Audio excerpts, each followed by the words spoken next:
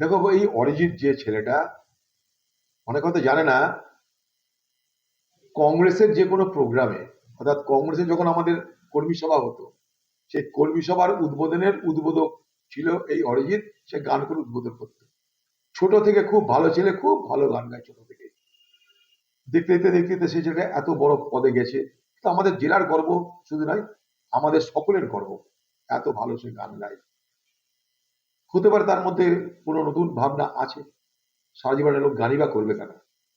নতুন কিছু ভাবনা আছে, কোনো শুভ ভাবনা নিশ্চয়ই তার মধ্যে আছে, যে শুভ ভাবনার দ্বারা পরিচালিত হয়ে সে প্লেব্যাক সিঙ্গার হিসেবে গান গাইবে না।